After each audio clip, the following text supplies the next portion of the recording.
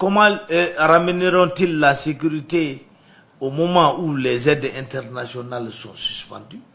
C'est vraiment une gageure. Ce n'est pas du tout facile. Mais il va falloir qu'ils réussissent ce challenge-là, qu'ils relèvent ce challenge, ce défi. Il a dit, allez-y, vous n'avez pas fini. Ensuite, les élections.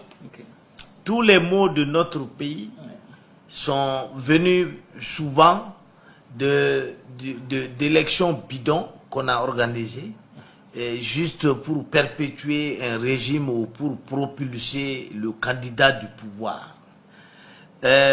Si on répète cette erreur-là, le futur président sera lui aussi balayé parce que nous avons besoin d'un président réellement légitime, capable de dire aux Maliens et de parler aux Maliens et que les Maliens l'écoutent. Si vous n'avez pas de légitimité, tout le reste va tomber parce qu'on ne vous laissera même pas parler, à plus forte raison gouverner. Alors, ce président doit être patriote. Et un patriote ne vient pas forcément au pouvoir lorsqu'il y a des élections truquées. Alors donc moi je rêve d'un président légitime et patriote. Et cela n'est pas possible. Un tel président ne peut pas venir au pouvoir si les élections sont truquées. Parce qu'on truque des élections pour donner le pouvoir à un homme lige. Cet homme lige ne peut pas avoir le patriotisme nécessaire pour redresser la barre. Alors donc moi je crois que nous devons nous battre pour encourager le nouveau pouvoir à aller réellement dans le sens du peuple, dans le sens de la démocratie et de faire en sorte qu'il y ait des élections transparente et qu'un président légitime sorte des urnes. Est-ce que pour vous, le délai de 9 mois est parti? Est-ce qu'on peut raisonnablement respecter ce délai-là? Vous savez, la communauté internationale tient beaucoup au délai. L'objectif, c'est d'empêcher la junte, c'est-à-dire le colonel Goïta et ses compagnons, de pousser des racines.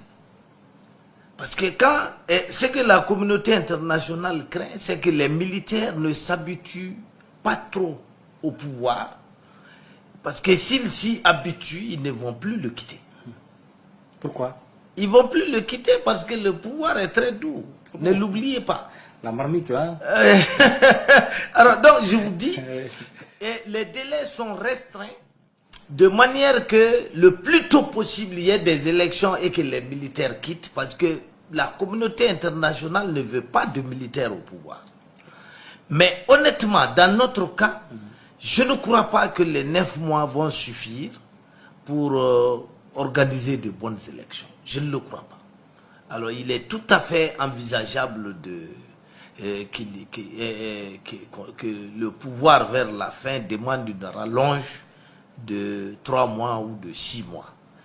Mais certainement pas plus. Pas plus, ok. Non. Parce que si on force sur le délai, si on ne veut pas terminer la transition, il y aura d'autres sanctions de la communauté internationale. Donc pour vous, on doit quand même finir, on doit sortir à un moment de la transition. Absolument. Voilà. Mais ce cycle de coup d'État, est-ce que faire pour ne plus se retrouver dans ce cirque infernal de coup d'État? Que faire? Les coups d'État sont la sanction de la mauvaise gouvernance. Tant qu'il y aura mauvaise gouvernance, il y aura coup d'État. Et je vais vous dire, si le président est légitime, c'est-à-dire si le président est élu réellement par les Maliens. Le cas a été élu, 77%. Non, je ne souhaite pas particulariser le débat. Je souhaite qu'une armée qui a l'habitude de perpétrer des coups d'État et de diriger le pays, mais aujourd'hui, l'armée n'arrive pas à gouverner. Oui. Parce que la bonne dame est très très légitime et supportée par le peuple. Mais pourquoi le peuple va supporter le dirigeant? Pourquoi? La légitimité est une denrée qu'il faut entretenir. La légitimité ne peut se perpétuer que par la bonne gouvernance. Il faut que le peuple se sente concerné par ce que les dirigeants font.